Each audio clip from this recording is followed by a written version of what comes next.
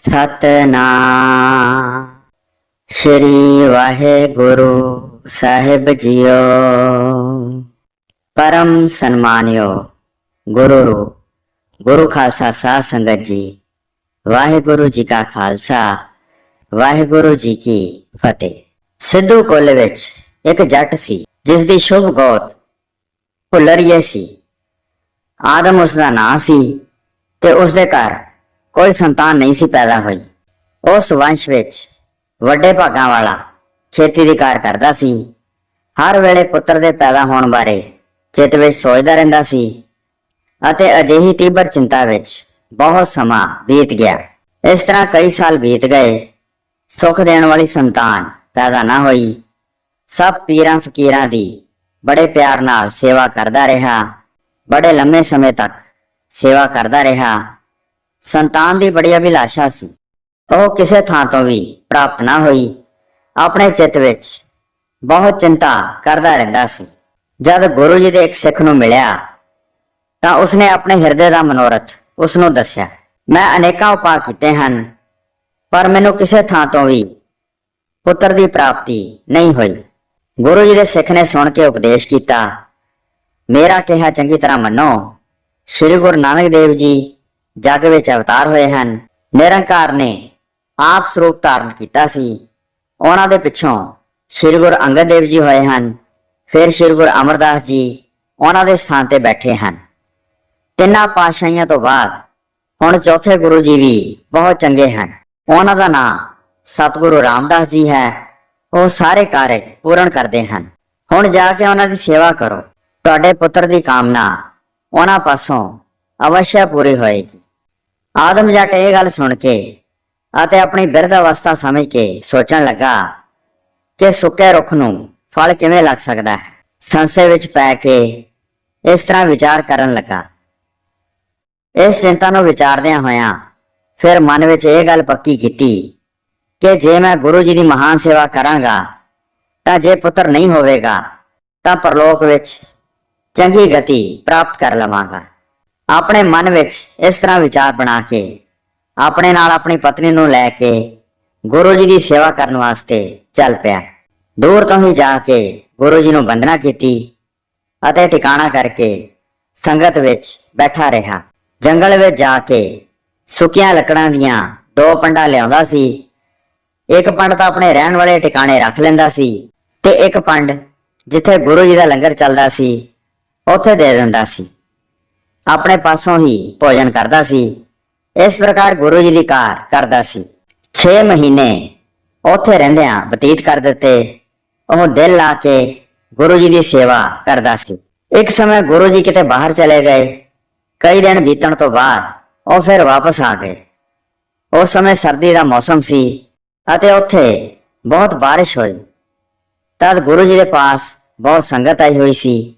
सारी सिख संगत नूं बहुत ठंड लग रही सी। जिहड़ी संगत गुरु जी के पास इकट्ठी हुई सी, आदम जट ने उसे वेले कमर कसा बन लिया ते ਜਿਹੜੀਆਂ ਸੁੱਕੀਆਂ ਲੱਕੜਾਂ उसने अपने टिकाणे इकट्ठियां कीतियां होईयां सन, ਜਿਹੜੀਆਂ एक एक पंड करके जमा कीतियां होईयां सन, उन्हां नूं चुक के उस संगत नूं दे दिता। सारिਆਂ ਦੇ ਡੇਰਿਆਂ ਵਿੱਚ अंगीठियां लग गईयां ते पाला दूर हो गया ते सारी संगत बहुत ही प्रसन्न हुई। उस समय गुरु जी ने उच्चे थां खड़े होके सारी संगत वाल वेख्या। सारिਆਂ ਦੇ ਡੇਰਿਆਂ ਵਿੱਚ अंगीठियां बल रही सन। सारे बड़ा प्रकाश हो रहा सी। गुरु जी ने फिर अपने हिरदे विच इस तरह विचार किया कि इन्ना बालन इन्हां नूं कित्थों मिल गया है। इत्थे तां नेड़े कोई स्थान नहीं है। इन्ना बालन इन्हां नूं किसने दिता है।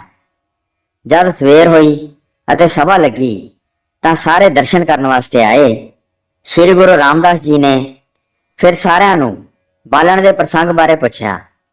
सारिਆਂ ने कहा, कोई एक सिख है वह सारे डेरिया विच बालन दिंदा रहा। एक रसोईया गुरु जी के पास खड़ा सी। उस समय गुरु जी पास बेनती की। लंगर विच सुकियां लकड़ां दी एक वड्डी पंड वह लंबे समय तो दिंदा आ रहा है। अंतरजामी गुरु जी सब कुछ जानते सन।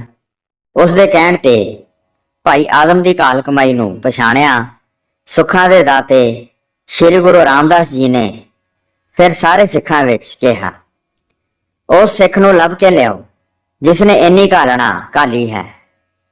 ਉਸ ਦਾ ਕੀ ਮਨੋਰਥ ਹੈ ਤਾਂ ਕਿ ਕਿਸੇ ਦੇਰ ਤੋਂ ਬਗੈਰ ਪੂਰਾ ਕਰੀਏ। ਇਹ ਸੁਣ ਕੇ ਸਿੱਖ ਉਸ ਥਾਂ ਚਲੇ ਗਏ ਜਿੱਥੇ ਉਹ ਰਹਿੰਦਾ ਸੀ। ਉਸੇ ਵੇਲੇ ਉਸ ਨੂੰ ਨਾਲ ਲੈ ਕੇ ਚੱਲ ਪਏ। ਉਹ ਵੀ ਬਹੁਤ ਪ੍ਰਸੰਨ ਹੋ ਕੇ ਚੱਲ ਪਿਆ। ਗੁਰੂ ਜੀ ਪਾਸ ਜਾ ਕੇ ਉਸਨੇ ਹੱਥ ਜੋੜ ਕੇ ਵੰਦਨਾ ਕੀਤੀ ਅਤੇ ਗੁਰੂ ਜੀ ਦੇ ਸਾਹਮਣੇ ਖੜਾ ਹੋ ਗਿਆ। ਗੁਰੂ ਜੀ ਨੇ ਵੇਖ ਕੇ ਬਚਨ ਕੀਤਾ, ਤੂੰ ਆਪਣੇ ਹਿਰਦੇ ਵਿੱਚ ਕੀ ਮਨੋਰਥ ਧਾਰਨ ਕੀਤਾ ਹੈ? ਤੇਰੀ ਘਾਲ ਕਮਾਈ ਹੁਣ ਸੰਪੂਰਨ ਹੋਈ ਹੈ। ਜੋ ਕੁਝ ਵੀ ਤੂੰ ਚਾਹੁੰਦਾ ਹੈ ਉਹ ਵਾਰ ਮੰਗ ਲੈ। ਆਦਮ ਜੱਟ ਗੁਰੂ ਜੀ ਦਾ ਬਚਨ ਸੁਣ ਕੇ ਆਪਣੇ ਦਿਲ ਦਾ ਮਨੋਰਥ ਕਹਿ ਨਾ ਸਕਿਆ। ਆਪਣੇ ਮਨ ਵਿੱਚ ਸੋਚਣ ਲੱਗਾ ਕਿ ਮੈਂ ਬਹੁਤ ਬਿਰਧ ਹੋ ਗਿਆ ਹਾਂ, ਹੁਣ ਪੁੱਤਰ ਕਿੱਥੇ ਹੋ ਸਕਦਾ ਹੈ। ਇਸ ਕਰਕੇ ਉਹ ਵਰ ਨਹੀਂ ਮੰਗਾਂਗਾ। ਮੇਰੀ ਪਤਨੀ ਵੀ ਬਹੁਤ ਬਿਰਧ ਹੋ ਗਈ ਹੈ, ਹੁਣ ਪੁੱਤਰ ਬਾਰੇ ਗੱਲ ਕਰਨਾ ਉਚਿਤ ਨਹੀਂ ਹੈ। ਇਸ ਤਰ੍ਹਾਂ ਵਿਚਾਰ ਕੇ ਬੋਲਿਆ, हे ਗੁਰੂ ਜੀ, ਆਪਣੇ ਦਰਸ਼ਨਾਂ ਦਾ ਦਾਨ ਬਖਸ਼ੋ, ਮੈਨੂੰ ਹੋਰ ਕੋਈ ਅਭਿਲਾਸ਼ਾ ਨਹੀਂ ਹੈ। ਇਸ ਤਰ੍ਹਾਂ ਜਦ ਆਦਮ ਨੇ ਕਿਹਾ ਤਾਂ ਅੰਤਰਜਾਮੀ ਪ੍ਰਭੂ ਸੁਆਮੀ ਗੁਰੂ ਰਾਮਦਾਸ ਜੀ ਬੋਲੇ, ਆਪਣੇ ਹਿਰਦੇ ਦਾ ਮਨੋਰਥ ਕਿਉਂ ਨਹੀਂ ਲੈਂਦੇ ਹੋ? ਜਦ ਤੁਸੀਂ ਇਹ ਵੇਖਦੇ ਹੋ ਕਿ ਗੁਰੂ ਜੀ ਵਰ ਦੇਣ ਲਈ ਬਹੁਤ ਪ੍ਰਸੰਨ ਹਨ। ਫੇਰ ਸੰਕੋਚ ਕੀਤਾ ਤੇ ਉਸ ਪਾਸੋਂ ਕਿਹਾ ਨਹੀਂ ਸੀ ਜਾਂਦਾ। ਫਿਰ ਬੋਲਿਆ, ਆਪਣੇ ਦਰਸ਼ਨਾਂ ਦਾ ਦਾਨ ਦਿਓ। ਉਸਦੇ ਮਨ ਦੀ ਹਾਲਤ ਨੂੰ ਜਾਣ ਕੇ ਗੁਰੂ ਜੀ ਨੇ ਕਿਹਾ, ਆਪਣੇ ਸਥਾਨ ਤੇ ਚਲੇ ਜਾਓ, ਤੇਥੋਂ ਮੰਗਿਆ ਨਹੀਂ ਜਾ ਰਿਹਾ। ਫਿਰ ਸਵੇਰ ਸਾਰ ਆਓ, ਸੇਵਾ ਤੇਰੀ ਸਫਲ ਹੋਈ, ਪ੍ਰਭੂ ਤੇਰੀ ਮੂੰਹ ਮੰਗੀ ਮੁਰਾਦ ਪੂਰੀ ਕਰਨਗੇ। ਆਦਮ ਜੱਟ ਆਪਣੇ ਡੇਰੇ ਚਲਾ ਗਿਆ। ਆਪਣੇ ਚਿੱਤ ਵਿੱਚ ਬੜੀ ਚਿੰਤਾ ਲਾ ਕੇ ਬਹੁਤ ਗਹਿਰਾ ਸੋਚ ਰਿਹਾ ਸੀ। ਉਸ ਸਮੇਂ ਉਸਦੀ ਪਤਨੀ ਨੇ ਆ ਕੇ ਪੁੱਛਿਆ, ਗੁਰੂ ਜੀ ਤੋਂ ਵਰਦਾਨ ਲੈ ਵੀ ਆਏ ਹੋ? ਕਹਿਣ ਲੱਗਾ, ਪੁੱਤਰ ਦੀ ਅਭਿਲਾਸ਼ਾ ਬਾਰੇ ਮੇਰੇ ਪਾਸੋਂ ਗੁਰੂ ਜੀ ਪਾਸ ਕਿਹਾ ਨਹੀਂ ਜਾਂਦਾ। ਮੇਰੀ ਅਤੇ ਤੇਰੀ ਉਮਰ ਹੁਣ ਸੰਤਾਨ ਪੈਦਾ ਕਰਨ ਵਾਲੀ ਨਹੀਂ ਰਹੀ, ਬਹੁਤ ਵੱਡੀ ਹੋ ਗਈ ਹੈ। ਅਸੀਂ ਬਹੁਤ ਬੁੱਢੇ ਹੋ ਗਏ ਹਾਂ, ਪੁੱਤਰ ਕਿਵੇਂ ਪੈਦਾ ਹੋਵੇਗਾ? ਮੈਂ ਤਾਂ ਇਹੋ ਵਰ ਮੰਗਿਆ ਹੈ ਕਿ ਆਪਣੇ ਦਰਸ਼ਨਾਂ ਦਾ ਵਰ ਦਿਓ। ਚੱਲਦੇ ਸਮੇਂ ਗੁਰੂ ਜੀ ਨੇ ਫਿਰ ਮੈਨੂੰ ਕਿਹਾ ਹੈ ਕਿ ਸਵੇਰੇ ਆ ਕੇ ਜੋ ਕੁਝ ਮੰਗਣਾ ਹੈ ਮੰਗ ਲਵੋ। ਇਹ ਸੁਣ ਕੇ ਉਸਦੀ ਪਤਨੀ ਉਦਾਸ ਹੋ ਗਈ ਅਤੇ ਪਤੀ ਨੂੰ ਕਹਿਣ ਲੱਗੀ, ਪੂਰਨ ਗੁਰੂ ਜੀ ਪਾਸੋਂ ਪੁੱਤਰ ਦੀ ਦਾਤ ਦੀ ਬੇਨਤੀ ਕਰੋ, ਉਹ ਜ਼ਰੂਰ ਸਾਡੀ ਆਸ ਪੂਰੀ ਕਰਨਗੇ। ਉਹ ਸੁੱਕੇ ਰੁੱਖ ਨੂੰ ਹਰਾ ਕਰ ਸਕਦੇ ਹਨ, ਸੁੱਕੇ ਸਰੋਵਰ ਨੂੰ ਪਾਣੀ ਨਾਲ ਭਰ ਸਕਦੇ ਹਨ, ਸਰਵ ਸਮਰੱਥ ਹਨ, ਅਨਹੋਣੀ ਗੱਲ ਨੂੰ ਹੋਣਹਾਰ ਕਰ ਸਕਦੇ ਹਨ। ਉਹਨਾਂ ਦੇ ਮੂੰਹ ਵਿੱਚੋਂ ਨਿਕਲਿਆ ਵਾਕ ਕਦੇ ਵੀ ਖਾਲੀ ਨਹੀਂ ਜਾਂਦਾ। ਆਪਣੇ ਪਤੀ ਨੂੰ ਇਸ ਪ੍ਰਕਾਰ ਸਮਝਾਇਆ ਤੇ ਦੰਪਤੀ ਨੇ ਰਾਤ ਬਤੀਤ ਕੀਤੀ। ਜਦ ਸਵੇਰ ਹੋਈ ਤਾਂ ਗੁਰੂ ਜੀ ਨੇ ਇੱਕ ਸਿੱਖ ਨੂੰ ਬੁਲਾਉਣ ਵਾਸਤੇ ਭੇਜਿਆ ਅਤੇ ਕਿਹਾ, ਸੇਵਾ ਦੇ ਫਲ ਵਜੋਂ ਸ਼ੁਭ ਵਰ ਲੈ ਜਾਓ। ਤਦ ਪਤੀ ਪਤਨੀ ਗੁਰੂ ਜੀ ਦੇ ਪਾਸ ਆਏ, ਬੜੇ ਪ੍ਰਸੰਨ ਹੋ ਕੇ ਵੰਦਨਾ ਕੀਤੀ। ਸ੍ਰੀ ਗੁਰੂ ਰਾਮਦਾਸ ਜੀ ਨੇ ਕਿਹਾ, ਜੋ ਵਰ ਮੰਗਣਾ ਚਾਹੁੰਦੇ ਹੋ ਮੰਗੋ। ਹੱਥ ਜੋੜ ਕੇ ਪਤੀ ਪਤਨੀ ਨੇ ਕਿਹਾ, हे ਸਤਿਗੁਰੂ ਜੀ, ਸਾਡੀ ਇਸ ਤਰ੍ਹਾਂ ਦੀ ਅਭਿਲਾਸ਼ਾ ਹੈ ਕਿ ਆਪਣਾ ਬਚਨ ਕਰਕੇ ਸਾਡੇ ਘਰ ਪੁੱਤਰ ਦੀ ਦਾਤ ਬਖਸ਼ੋ। ਸਾਡੇ ਸਾਰੇ ਵੰਸ਼ ਦੇ ਜੀਵ ਤੁਹਾਡੇ ਸਿੱਖ ਹੋਣਗੇ। ਇਹ ਸੁਣ ਕੇ ਸਤਿਗੁਰੂ ਜੀ ਨੇ ਧਿਆਨ ਲਾਇਆ, ਵੇਖ ਰਹੇ ਸਨ ਪਰ ਕੁਝ ਦਿਖਾਈ ਨਹੀਂ ਸੀ ਦੇ ਰਿਹਾ। ਕਾਫੀ ਦੇਰ ਦੇ ਬਾਅਦ ਗੁਰੂ ਜੀ ਨੇ ਕਿਹਾ, ਤੁਹਾਡੇ ਭਾਗ ਵਿੱਚ ਸੰਤਾਨ ਨਹੀਂ ਹੈ। ਇਸ ਤਰ੍ਹਾਂ ਕਹਿ ਕੇ ਨੈਣ ਫਿਰ ਬੰਦ ਕਰ ਲਏ।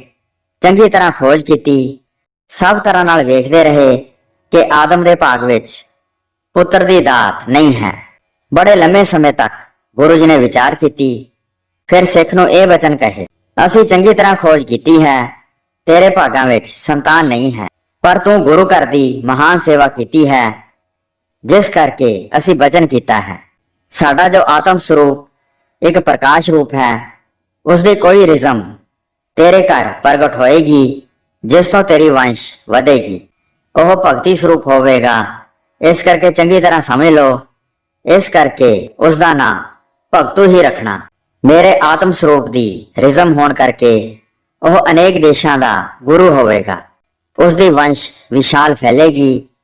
ਉਸ ਦਾ ਨਾਂ ਬਹੁਤ ਉੱਘਾ ਹੋਵੇਗਾ, ਜਿਸ ਨੂੰ ਸਭ ਮਨੁੱਖ ਵੇਖਣਗੇ। ਗੁਰੂ ਜੀ ਦੇ ਮੂੰਹ ਮੰਗੀ ਮੁਰਾਦ ਦੇਣ ਵਾਲੇ ਬਚਨ ਸੁਣ ਕੇ ਪਤੀ ਪਤਨੀ ਨੇ ਧਰਤੀ ਤੇ ਸਿਰ ਰੱਖ ਕੇ ਮੱਥਾ ਟੇਕਿਆ, ਆਗਿਆ ਲੈ ਕੇ ਅਤੇ ਗੁਰੂ ਜੀ ਦਾ ਵਰ ਪ੍ਰਾਪਤ ਕਰਕੇ ਜਾ ਕੇ ਆਪਣੇ ਥਾਂ ਰਹਿਣ ਲੱਗੇ। ਬਿਰਧ ਉਮਰ ਸੀ ਅਤੇ ਸਰੀਰ ਬੁਢੇਪੇ ਨੇ ਗਰਸਿਆ ਸੀ। ਪਤੀ ਪਤਨੀ ਨੇ ਆਪਣੇ ਘਰ ਵਿੱਚ ਵਾਸਾ ਕਰ ਲਿਆ।